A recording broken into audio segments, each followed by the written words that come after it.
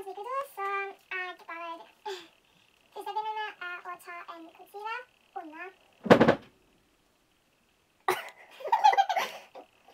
øynene, og bruker da en foundation til å ta den.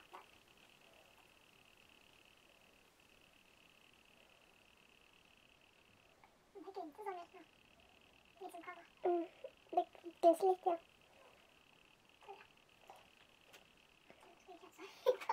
Hæ? Å ja. Bare til å vite på det. Kjenner det? Nei, ikke helt bra.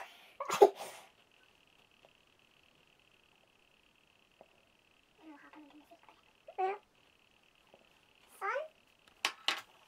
Og så tar jeg mascara, og da bruker jeg en for Max Factor.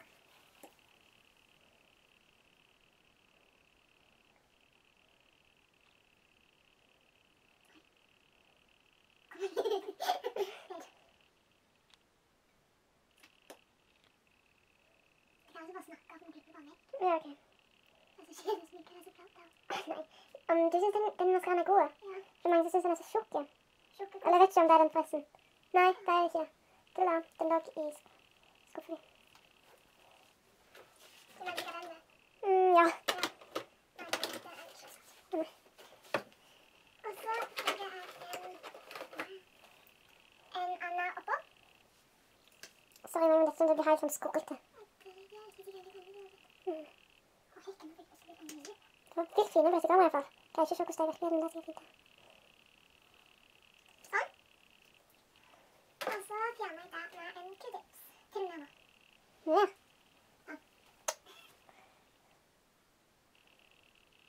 Sånn. Så. Så får jeg en foundation fra Maybelline New York med en stipple brush fra Elf.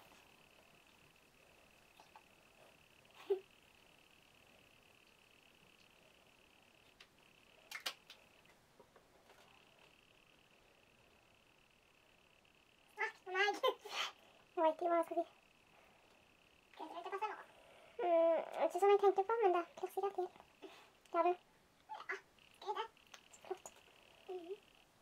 Yes, vi skal ikke snakke om det. Er det ikke? Mm. Vi har ikke det. Du har Hvorfor ikke vi det? ingen hele hjertene.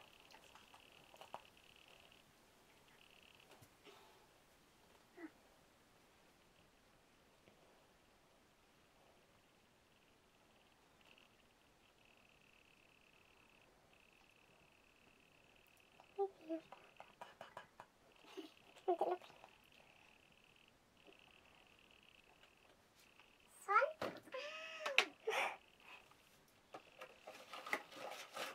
Så legger jeg på en blush fra Elf med en pepperkost fra Elf.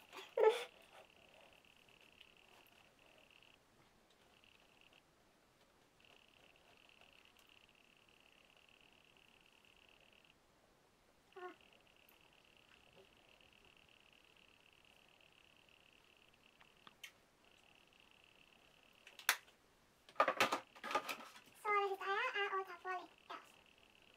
Sånn er jeg sminkene klare. Håper dere likte videoen. Og jeg skal bare se for meg at håret mitt er sånn, siden jeg ikke vil ha sånn sminke i hår.